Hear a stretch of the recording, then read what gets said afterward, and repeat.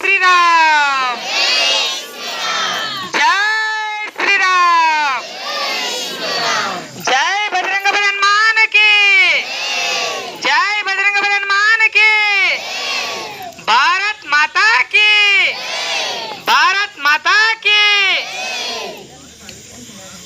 ఈరోజు 51వ వారం హనుమాన్ చాలీసాలో భాగంగా సంగాయపల్లి హనుమాన్ టెంపుల్ దగ్గరికి వచ్చినటువంటి భక్తులందరికీ కూడా హృదయపూర్వకంగా నమస్కారాలు. ఈరోజు ఒక ముఖ్యమైనటువంటి విషయాన్ని తెలియజేస్తాను. చూడండి, మనం ఒక బాట, ఒక తోగుంట నడిచిపోతున్నాం. అయితే తోగుంట నడిచిపోతున్నప్పుడు ఈ మధ్యలో బాగా వర్షాలు కురిసినాయి కదా. మరి ఈ మధ్యలో బాగా వర్షాలు కురిస్తే మనం పోతా పోతా ఒక దగ్గర బాగా బురద ఉంది, అంటే అంత మట్టి బురద ఉంది అన్నమాట. మరి ఆ బురదలోకి వెళ్ళిపోవాల్సి వచ్చింది. ఆ బురదలోకి వెళ్ళిపోయినప్పుడు మనకంత కాళ్ళకంతా బురద అంటుకుంది. అప్పుడు మనం ఏం చేస్తాం చెప్పండి? అప్పుడు ఏం చేస్తామంటే మన కాళ్ళకు మట్టి అంటింది కాబట్టి మళ్ళీ అక్కడ దూరం పోయిన తర్వాత నీళ్లు చూసుకొని కాళ్ళు కడుక్కుంటాం. మరి కాళ్ళు కడుక్కోనకుండా అట్లే ఉండాలి. కాళ్ళు ఎందుకు కడుక్కోవాలి? అట్లే ఉంటే ఏమైతే చెప్పండి ఒకసారి? మన కాళ్ళంతా గలీజ్ అయిపోతాయి అన్నమాట. అంటే బయటికి పోయిన తర్వాత మళ్ళీ మనం కాళ్ళు కడుక్కోవాలి. మరి అదే విధంగా మనము ఇండ్లు ఊస్తుంటాం అప్పుడప్పుడు.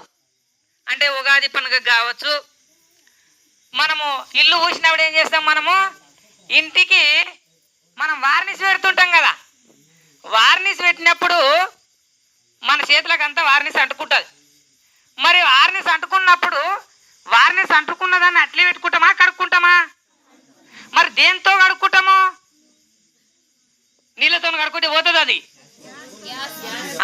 గ్యాస్ కానీ డీజిల్ కానీ పెట్రోల్ కానీ వేస్తేనే అది పోతుంది. మరి ఇంతకుముందు మట్టి అంటినప్పుడు దేంతో కడుక్కున్నాం? మనము మట్టి అంటినప్పుడు నీళ్ళతో కడుక్కున్నాము. వార్నిష్ అంటినప్పుడు గ్యాస్తో కానీ పెట్రోల్తో కానీ కడుక్కున్నాం. మరి తర్వాత మన అమ్మోళ్ళు ఏం చేస్తారు? ఇంటికాడ మన ఇంట్లో ఇత్తడి చెంబులు, రాగి చెంబులు ఉంటాయి. మరి వీటికి బాగా అవి తులుం బట్టి బాగా ఎర్రగా అవి మొత్తం నల్లగా అయిపోయి ఉంటాయి. ఏంటివి? రాగి చెంబులు, రాగి పాత్రలు, ఇత్తడి చెంబులు, ఇత్తడి పాత్రలు. మరి నల్లగా అయినప్పుడు దేంతో కడిగితే తెల్లగా అయితే అవి? సాంబార్ లేక చింతపండు లేక నిమ్మ పులుసు పెడితేనే తెల్లగా అవుతాయి. మరి ఉట్టి నీళ్ళతో కడిగితే తెల్లగా అవుతుందా? కాదు. అంటే ఏ ఏ వస్తువులు దేనితో శుద్ధి అవుతాయి అంటే దానితో మనం చేస్తాం. మరి మనం కూడా పాపాలు చేసినాం. మనము ఏ ఒక్కరం కూడా పాపాలు చేయకుండా లేము. ప్రతి ఒక్కరం కూడా పాపాలు చేసినాం. ఇక్కడ చెబుతున్నటువంటి నేను కూడా పాపాలు చేసిన. ఏం పాపం చేసిన అంటే, మొన్న ఏమైంది అంటే మా ఇంటి దగ్గర ఒక గుంత ఉండదు, అంటే నీటి కులాన్. అక్కడ ఏమైంది, ఒక పాముల ఆ ఇంటి కులాన్ చుట్టూ నీరు కట్టెలు పాములు వస్తూ ఉంటాయి. మరి ఇంటి దగ్గర పాములు ఉన్నప్పుడు మనం ఇడిచిపెడతాం, ఇట్లని చంపుతాం. మరి దేనికి చంపుతామంటే, ఈ పాము మన ఇంటి దగ్గర ఉంది, మన ఇంట్లో ఉంది, మన ఇంట్లోకి వస్తుంది, మన అన్నట్లను కరవచ్చు, మన పిల్లలకు కానీ ఎవరికో హాని తల పెట్టే ప్రమాదం ఉంది అని చెప్పేసి కర్ర తీసుకొని వేస్తాం, పాముని చంపుతాం. మరి పాముని చంపినప్పుడు పాపమే కదా.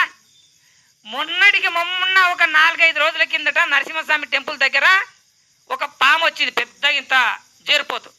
వచ్చిన తర్వాత ఏమైంది అంటే, అది మెల్లగా అక్కడ ఉన్నటువంటి మేము పొద్దుగల వరుసుకునే చేపలు పెడుతుంటే దాంట్లో జొర్రబోయింది. మరి అది గుడి దగ్గర ఉంది కదా, సంపొద్దు అననికే లేదు. ఎందుకంటే నేనంటే జాగ్రత్తగా చేప తీయొచ్చు, తర్వాత మిగతాళ్ళు వచ్చి పట్టి గుంజితే వాళ్ళకి కాటి వేసేటటువంటి ప్రమాదం ఉంది. నేను అప్పటికి ఒక్కడినే ఉండా, ఒక లారీ తీసుకొని వేసేసిన చంపినదాన్ని, చంపి తీసుకొని అక్కడ వాడేసి వచ్చిన. అంటే కొన్ని పాపాలు మనం చేయక తప్పదు. మన ఇంట్లో ఒక తేలు వస్తుంది, నేను చాలా బుద్ధిమంతుని, నేను పుణ్యాత్ముని, నేను చంపనంటే కుదరదు, అది కరుస్తుంది. అది పాముని చంపవలసిందే, తేలును కూడా చంపవలసిందే. మరి ఇది మనం ఏడ నేర్చుకున్నాం ఈ లాజిక్ అంటే, కృష్ణ పరమాత్మ చెప్పిండు. ఏమని చెప్పిండు అంటే, కౌరవులు ఇక్కడ ఉన్నటువంటి వాళ్ళందరూ నాకు బంధువులు, స్నేహితులు, నా తాతలు, ముత్తాతలు, నేను వాళ్ళని ఎట్లా చంపుదు అన్నాడు. అంటే అది కాదు, నీ ఒక రాజువు, వాళ్ళని చంపకపోతే వాళ్ళు పాపం పెరిగిపోతుంది, ఈ రాజ్యంలో జనాన్ని పీడించుకొని తింటారు, నీ కర్తవ్యాన్ని నీవు నిర్వర్తించు, కర్తవ్యాన్ని నీవు నిర్వర్తిస్తూ నీవు నన్ను స్మరిస్తూ యుద్ధం చెయ్యి అన్నాడు. అయితే నీవు నన్ను స్మరిస్తూ యుద్ధం చేసినట్లయితే నీకే పాపం అంటుకోదు అని అక్కడ చెప్పిండు. అదే పాయింట్ని మనం పట్టుకున్నాం. మరి నేను పామును చంపవలసి వచ్చినప్పుడు ఏమనుకున్నా అంటే, స్వామి నేను పొద్దుగాలు వచ్చి విష్ణు సహస్రనామం చదువుతా కదా, ఒక్కరోజు ఆ విష్ణు సహస్రనామం చదివిన ఫలితాన్ని ఆ పాముకి ఇచ్చేయి, ఆ పాము ఇంత పాము కాస్తవో ఏదన్నా మానవ జన్మ ఎత్తనికి అవకాశం కల్పించు అని వేడుకున్నా. ఇక పాపం ఎక్కడి నుంచి ఉంటుంది? పాము కోసం ఎవడన్నా విష్ణు సహస్రనామం చదివేటోడు ఉంటాడా? ఒక రోజు ఫలితాన్ని ఆ పాముకి ఇచ్చేయి, ఆ పాము ఆ యొక్క పాము అవతారం తీసి వాళ్ళు ఆ పాము మళ్ళా ఒక మంచి మానవ జన్మెత్తనికి అవకాశం కల్పించు అన్నప్పుడు ఆ పాము కాస్త చంపినటువంటి పాపం అంతా పోతుంది. అట్లా ఆ రకంగా మన ఏ జీవిని హింసించినా, ఏ జీవిని ఏం చేసినా కూడా మనం ఇంతకు ముందు ఒక్కొక్క వస్తువును శుద్ధి చేయడానికి ఒక్కొక్క వస్తువుని ఎట్లయితే వాడినామో అదే విధంగా మన పాపాన్ని కడుక్కోవడానికి భగవన్నామ స్మరణ చేయాలి. మరి ఈ భగవన్నామ నేను ఈ పాపం చేసినప్ప నీళ్ళతో కడుక్కుంటే పోతుందా? ఇంతకుముందు చెప్పినట్లు ఆ గ్యాస్ నూనెతోని పెట్రోల్తో కడుక్కుంటే పోతుందా? లేకుంటే ఇత్తడి సామాన్లను కడిగినట్లు పితంబర్ వేస్తే పోతుందా? పోదు. మరి ఎట్లా పోతుంది అంటే భగవన్నామ స్మరణ చేత పోతుంది. మనం ఇక్కడికి వచ్చి ఏం చేసినాం? భగవన్నామ స్మరణ చేసినాం. ఇప్పుడు హనుమాన్ చాలీస అంటే ఏందే కాదు, అది భగవన్నామ స్మరణ. గోవింద నామాలంటే ఏందే కాదు, అది భగవన్నామ స్మరణ.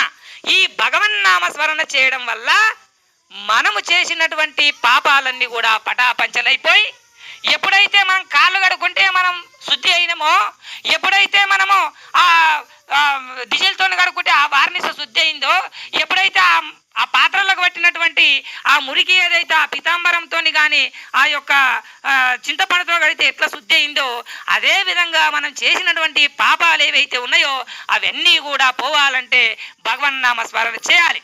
భగవన్నామ స్మరణ చేస్తే మన పాపాలన్నీ కూడా పటాపంచలైపోతాయి.